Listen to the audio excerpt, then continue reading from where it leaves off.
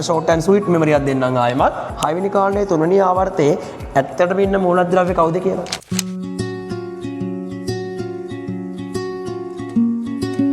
ළමයි x ඍණ දෙක අයනයේහි ඉලෙක්ට්‍රෝන වින්‍යාසය 2.8.8 කියලා දීලා තියෙනවා. ඔයාලගෙන් අහනවා x මූලද්‍රව්‍ය ආවර්තාවක අයිති වෙන කාණ්ඩයයි ආවර්තයයි. ඔක්කොටම කලින් සරට කියන්න බලන්න මොකක්ද මේ x ඍණ දෙක අයනය කියන්නේ? අයනයක් කියන්නේ පුතේ එක්ක ඉලෙක්ට්‍රෝනය ලබාගෙන එහෙම නැත්නම් ඉලෙක්ට්‍රෝන පිට කරලානේ. ඔයාලගේ දැනුමට අනුව. එතකොට මෙයා ඍණ දෙක අයනයක් කියන්නේ පුතේ අනිවාර්යයෙන්ම පැහැදිලි ඉලෙක්ට්‍රෝන ලබාගෙන. ඉලෙක්ට්‍රෝන දෙකක් අරගෙන. එතකොට ඉලෙක්ට්‍රෝන දෙකක් ගත්තට පස්සේ තමයි මෙන්න මෙයාගේ ඉලෙක්ට්‍රෝන වින්‍යාසය 2.8.8 කියන්නේ.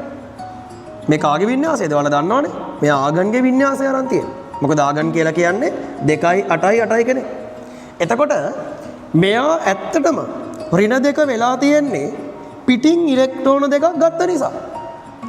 එතකොට ඇත්තටම හරිම x කියන මූලද්‍රව්‍ය ගත්තහම එතකොට එයාගේ ඉලෙක්ට්‍රෝන වින්‍යාසය වෙන්න ඕන 2.8 නෙවෙයිනේ පුතේ. මොකද 2.8 වෙලා තියෙන ඉලෙක්ට්‍රෝන දෙකක් ගත්ත නිසානේ.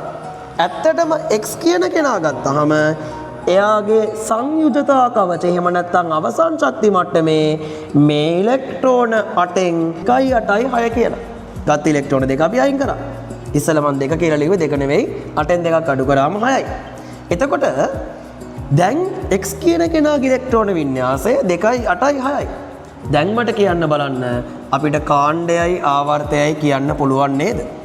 ඔයා දන්නවා පුතේ ඉලෙක්ට්‍රෝන වින්‍යාසයක් ගත්තහම අවසන් ශක්ති මට්ටමේ ඉලෙක්ට්‍රෝන ගානෙන් එයා අයිති කාණ්ඩය ලැබෙනවනේ. එතකොට මේක 6 වෙනි කාණ්ඩය.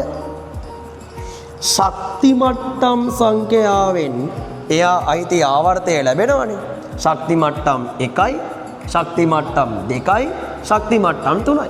එහෙනම් පුතේ මෙයා ඉන්නේ 3 වෙනි ආවර්තේ.